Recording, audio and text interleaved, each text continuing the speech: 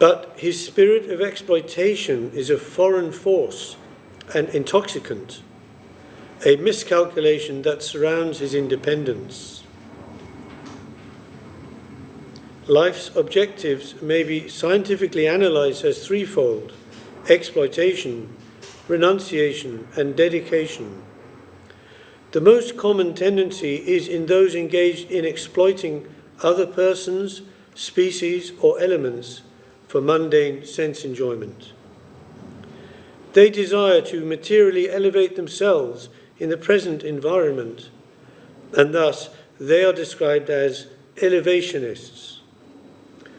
A more sober class discover the severe equal and opposite reactions to worldly pursuits, and they engage in renunciation of the world in search of an equilibrium comparable to a deep, dreamless slumber.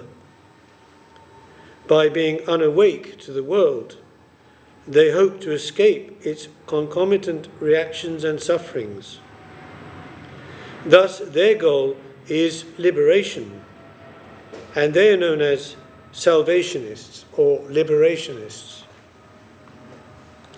But through the correct interpretation of the revealed scriptures by learned votaries such as Sri Sanatana Goswami, Sri Jiva Goswami, and Sri Ramanuja, the devotees of divinity know the pursuitless but injurious to real progress. The normal, wholesome, and happy plane is in the life of dedication. Without exploiting or borrowing anything from the environment, and without attempting to artificially renounce it, one who is sincere to dedicate himself naturally comes into contact with a higher and more subtle plane of life. By his readiness to give and serve, he will attain to a higher society and achieve an appropriate master. The enjoying spirit, lower section, to control and enjoy. And the renouncing spirit allures even the scholars with its, quote, prestigious, unquote, superiority over exploitation. Thus, it is more dangerous, just as a half-truth is more dangerous than falsehood. As it is difficult to awaken someone from the deepest possible sleep, the liberationists may remain for incalculable time within their cell of non-differentiated liberation. But the higher existence will invite the service of one who desires to purely dedicate himself without remuneration. Seva, service, dedication, is the summum bonum of the teachings of the Vaishnava school, the third plane of life, where every unit is a dedicating member in an organic whole.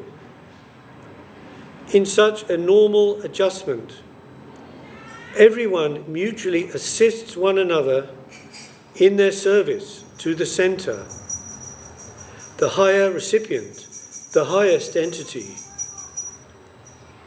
Everything is existing to satisfy him, because he must possess this qualification to be the Absolute. He is the prime cause of all causes, and everything exists for him to satisfy him. A barren conception of mere, quote, deathlessness, unquote, cannot afford us any knowledge of a positive thing, but only freedom from the negative side. If immortality means no influence of mortality, what then is its positive conception?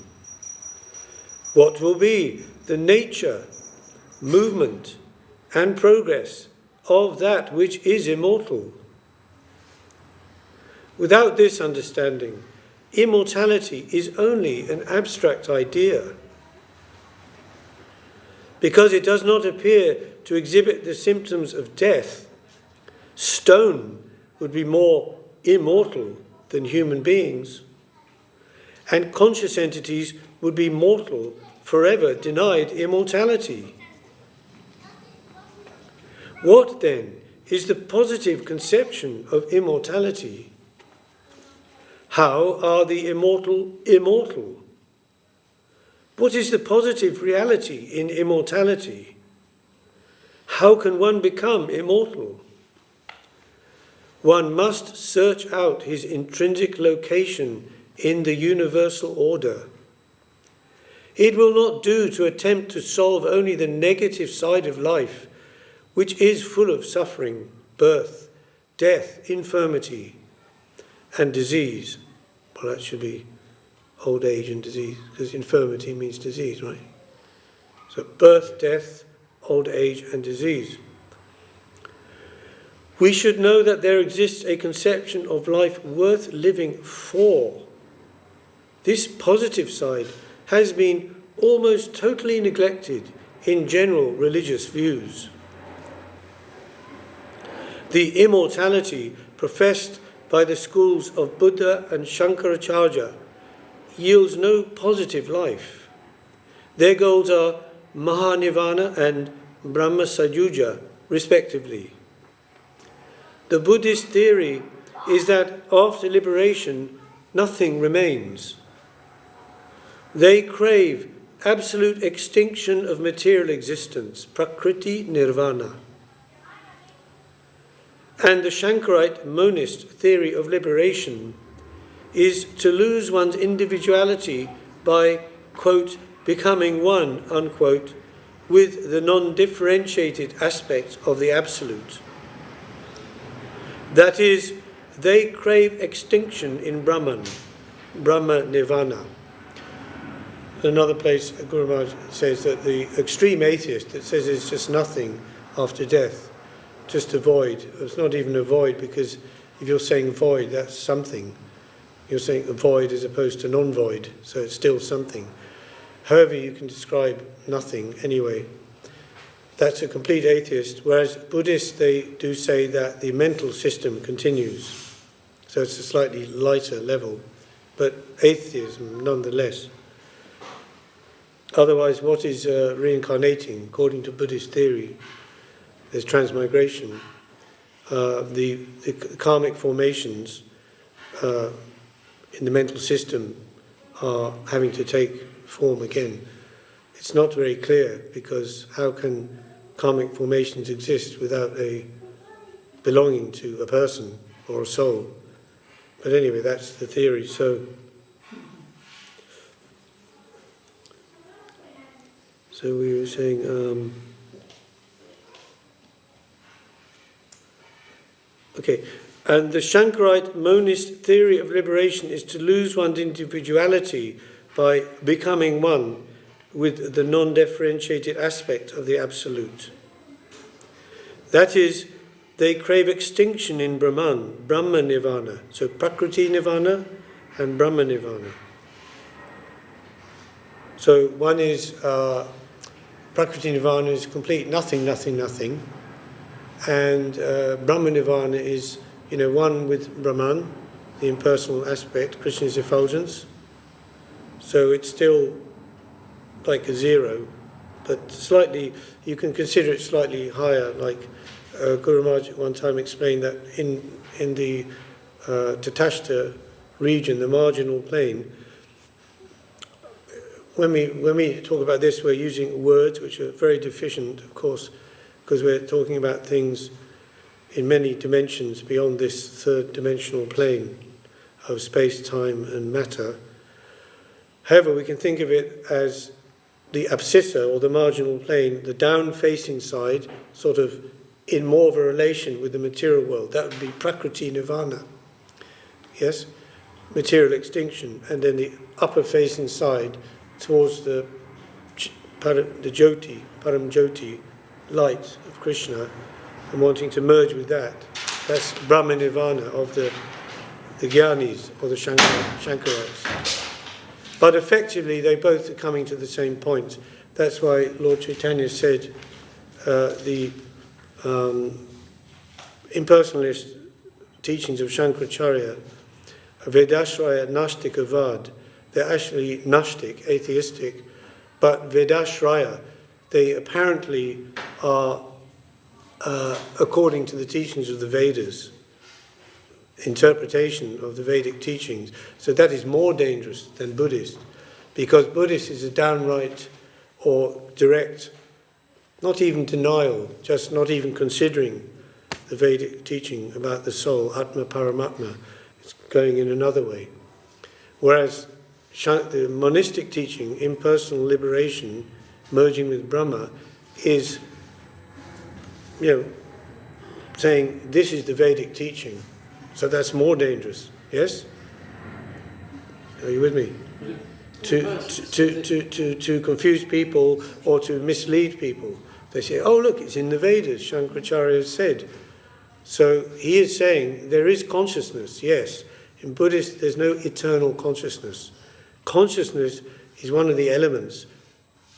It's along with senses, mind, and that is also part of the flux which is arising and vanishing. So consciousness arises and vanishes continually. But because this is happening continually, it appears to be a constant substance. But there's no such thing as Atma. But this is a Buddhist theory. And Shankara says, no, there is consciousness, yes. And consciousness is eternal, but it is all one. There's no individual jiva, per se. So that's more dangerous in that sense. In persons, the people that want to merge into Brahman, the Brahma Jyoti, they recognise it as the Brahma Jyoti. Where do they think it? What do they think is the origin of the Brahmana culture? It doesn't have any origin, according to them. Oh. It just is the absolute.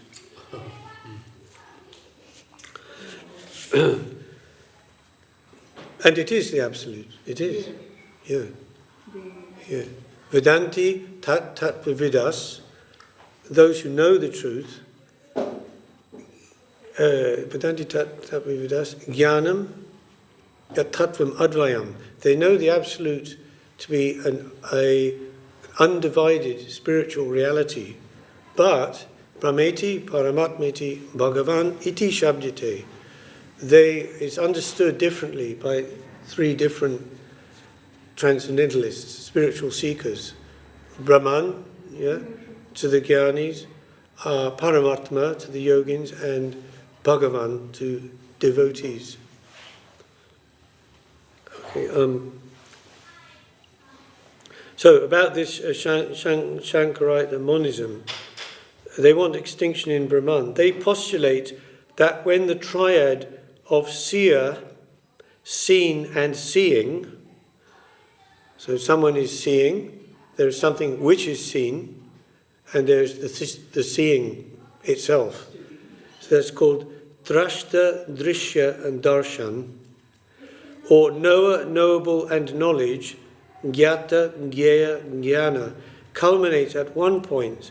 The triad is destroyed, triputi vinash, and nothing remains. There's no real explanation as to why it should be destroyed, even if they do come together. Whereas we would say it's like if you drew two lines to a point, and you say, oh, they merge into a point, there's no longer any separate line, it's a point. Well, why do you stop there? If you carry on, it goes like that, isn't it? Coming out the other side, and that's the positive side. So why should it end in just a neutral zone? If there's a negative, and then you're saying there's a neutral, but there's no positive? Where did that idea come from? Okay. Material action and reaction ceases in Viraja, the river of passivity, which is located at the uppermost edge of this illusory world, that is Prakriti Nirvana, merging into the Viraja. It's like a moat surrounding the material. So the three modes of nature, they become neutralized in Viraja. And above Viraja is the destination of the Shankarites. The abscissa stage, or the non-differentiated plane of Brahman, called Brahmalok, which is located at the lowest edge of the spiritual realm. Both are vague areas of negative immortality. Brahmalok is a marginal or buffer state, midway between the material and spiritual worlds. Composed of innumerable souls, it is an immortal plane, devoid of specific variegatedness, nirvishesh. It possesses positivity only in the sense that it is a plane of existence, a background, kashta, but in itself it lacks positive development of variegated existence.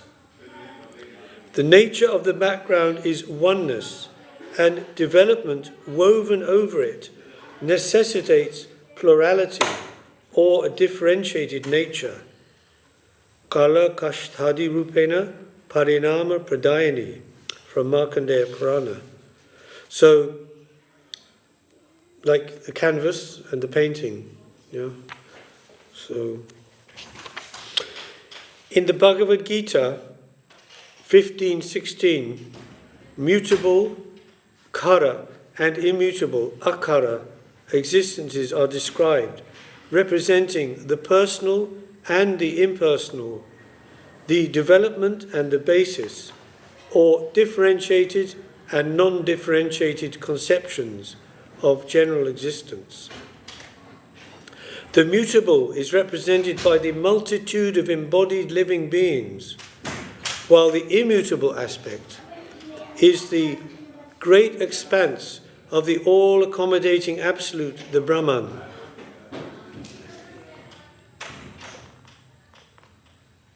The immutable Brahman aspect of the Absolute is similarly defined as being one-dimensional, that is, undetectable, unspecific, and of no definite colour, sound or taste, an unknown and unknowable, ununderstandable stage of existence, kuta. But the Supreme Lord, Krishna, is above both the mutable and immutable existences, and thus his glories are sung throughout the Vedas and in the world as the Purushottam, the Supreme Personality, Bhagavad Gita 15:18. That 15th chapter of Bhagavad Gita is called Purushottam Yoga, the yoga of the Supreme Person. Situated there in the spiritual plane is the positive kingdom of God. Firstly, Vaikuntha, then Ayodhya, Dvarka, Mathura, and finally, above all, Golok.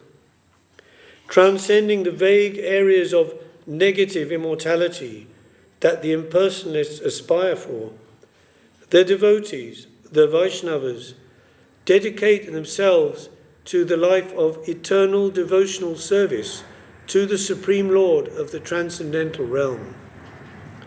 Bhagavad Gita 18:54. Although the soul can maladopt himself to a fallen state of existence in the planes of exploitation and renunciation, he is inherently adoptable to the positive life in the kingdom of God. That might be maladaptable and maladapt, adopt or adapt. They both work, but normally we'd say adaptable, yes? Is adaptability of the soul on one side or the other. And fully blossomed, he reaches the realm of Golok. Swarupe Shabar Hoy Golokite Stiti. Sri Prapanna Jivanamritam. And now he's describing the book of the genesis of this book. Remember, this book was written when Srila Guru Maharaj, showing exhibiting the traits of a soul in this world, feeling extreme disappointment at the disintegration of his spiritual master's mission so soon after his leaving the world.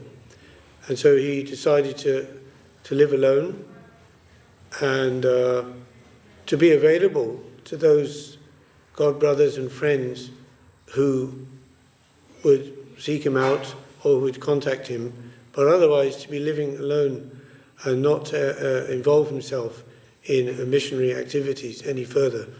Therefore, as you know, he went first to his idea to go to Vrindavan. He told another time,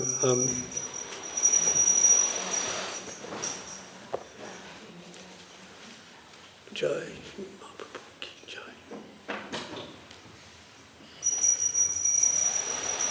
An astrologer had told him that you will spend the rest of your life next to the sacred river. First he said Jamuna, but then it changed to Ganga, because he decided to go to Navadvip instead. For many reasons, because of Saraswati Thakur had said, Vrindavan is, for the shallow thinkers, and Guru Maharaj said, I felt that I'd fallen out of a tree on my head. What does he mean by this? And then slapping his head saying, in the whole of Vrindavan, I could not find one real Vaishnava or pure Vaishnava. So these were very shocking revelations, but he understood that the place of mercy in Kali Yuga is Navadvip. So he decided to change his plan and go to live in Navadvip.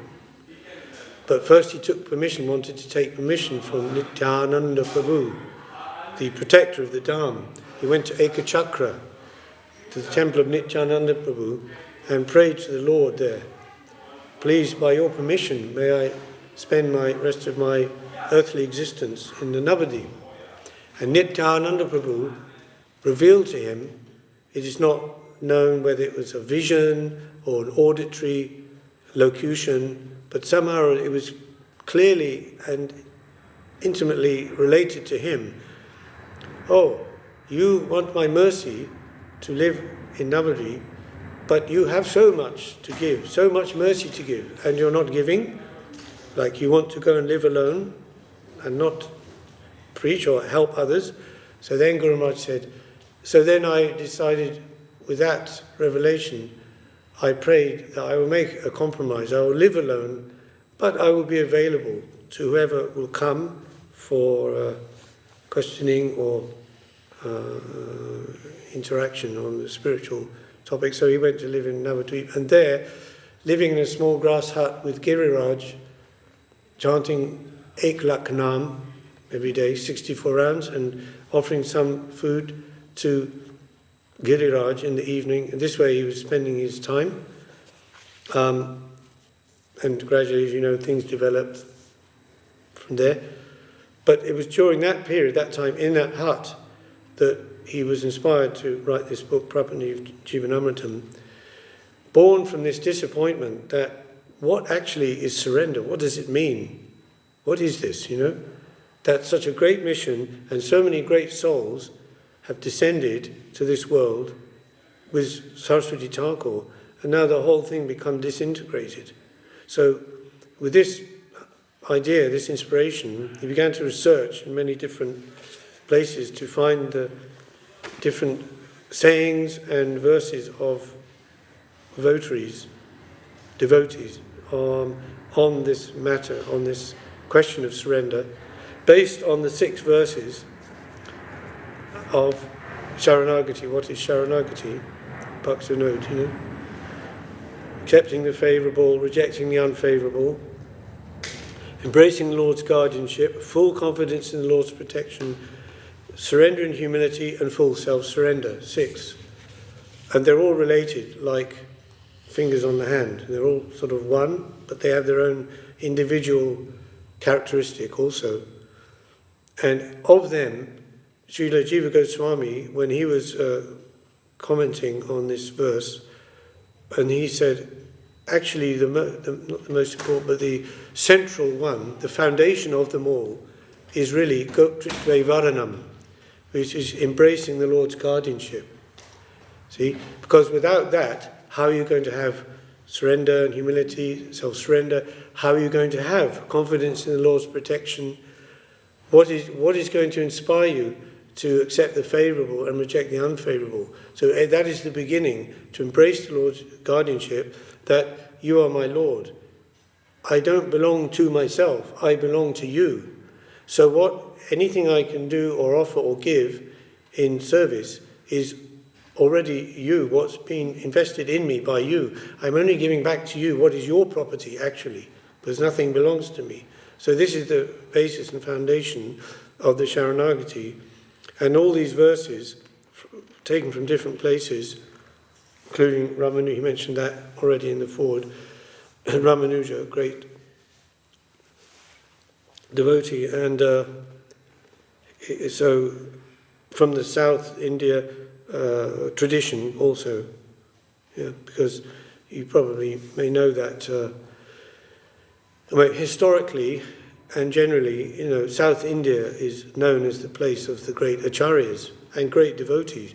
There is a verse in Srimad Bhagavatam that says, in Kali Yuga, the pure devotees will come from the south of India. Yes, I read that. The 6 Goswamis, their ancestors, they're descendants of Vaishnavas from the Ramanuja line in the south. And we know this, and that's why when Gopal Bhatta Goswami, his uncle was Prabodhananda Saraswati, is in Lord Chaitanya's pastimes, yes?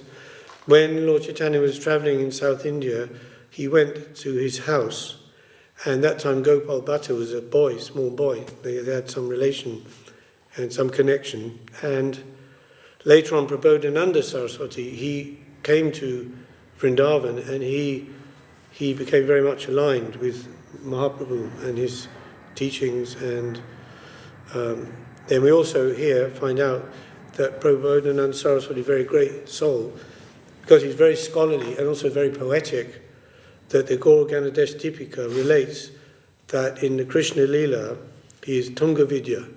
Tunga Vidya is one of the Astashaki, the 8 principal gopis, because she's known for her intelligence and wit and scriptural learning, etc.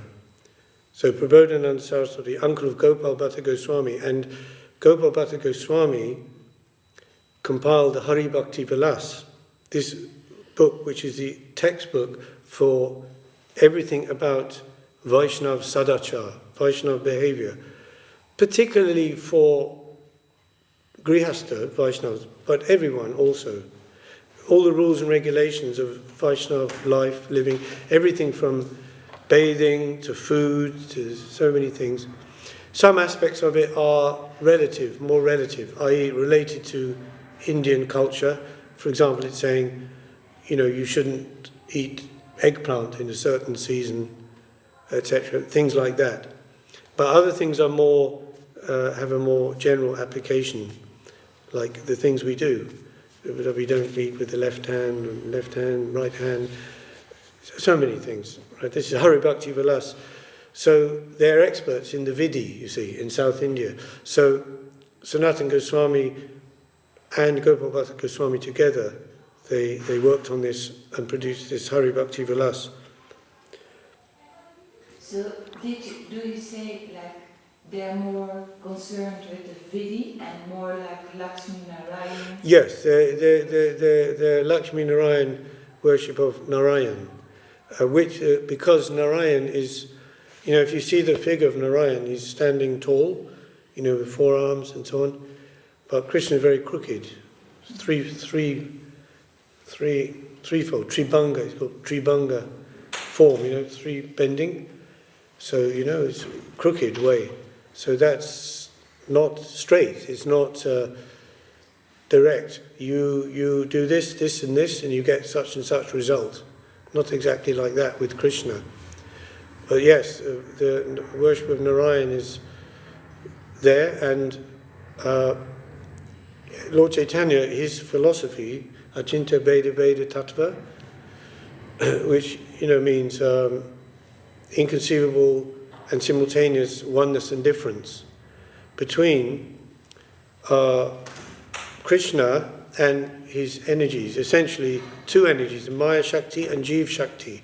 So how the Maya Shakti is one yet different from Krishna, And also the Jiva Shakti is one and different, but inconceivably so.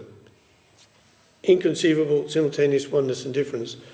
So the four Vaishnava Sampradayas, as propagated by the four Acharyas, Nimbarka, Vishnu Swami, Ramanuja and Madhva, they all accept the ultimate they all reject the Keval Advaita of Shankaracharya, the absolute homogeneous oneness of the Jiva with Brahman. Yeah. But the way they explain the oneness and the difference, slightly different in each case, yes? So it is said that Lord Chaitanya, in synthesizing all the four of them in Achintya Bheda Bhed, he took two from each. Two from Ramanuja, two from Nimbarka, Vishnu Swami and Madhva. And interestingly, from Ramanuja, he took, or one of the ones he took, in other words, he took means some aspect of Vaishnava teaching, which they stress, So in Ramanuja, which is interesting because we know that Srila Govinda Maharaj was stressing on Vaishnava Seva and avoiding Vaishnava Aparad. And in Ramanuja's teaching, the Vaishnava Seva, that's very much stressed. It's a very important part, as they do, But yes, it's the Vidhi Marg. But there is some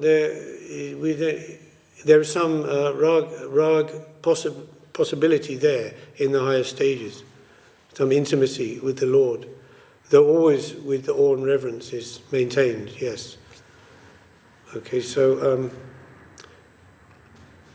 and your question. You're saying the acharyas, most acharyas, they come from the south, but like the mood that Bengal has known and Puri, that mood of Mahaprabhu coming in Kali Yuga, is that also known in the south? Yeah, it's known, but it's like it's not followed, Yeah. It's not followed. It's like every sect or every different religious sect have their own particular way. They know about the others, but it's not their lineage. So in the south, that is not so. Mahaprabhu is teaching his mood, not so much. I don't know actually, because I have never been there, so I don't know. I've been to Kerala, and it's hard to find one Vaishnava. Do they know about Mahaprabhu? No. Not really. It's all Narayan worship, is it? I didn't even notice that. There's a Gaudiya temple there in Tridandi that I visited. But then I went there a second time, it was gone and they were moving. So I went to the new one, it was half built and nobody there. Mm-hmm. Yeah. May I ask a question? Yes.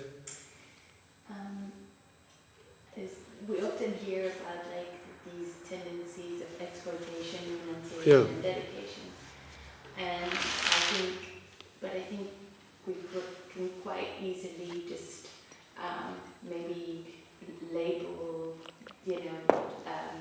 exploitation as materialist and Mayavadis as, Shankarite or whatever, and I was wondering if you could speak a little bit about actually tendencies within our pursuit for dedication, Mayavadi tendencies within our pursuit for dedication. So basically, more subtle expressions of these things, rather than sort of pointing the finger and saying, okay, that's an exploiter, that's a renuncer. Yeah.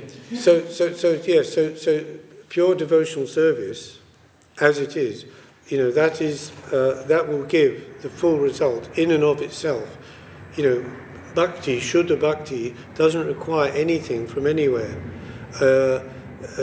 Where in terms of something of our own idea to improve it or increase it, like austerities, like fasting, there's so many things, many vratas and vows and austerities that we may perform for that.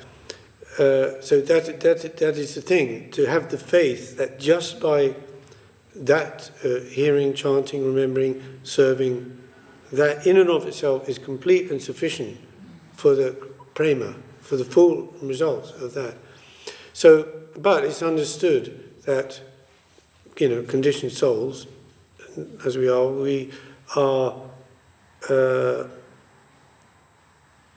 affected, or we have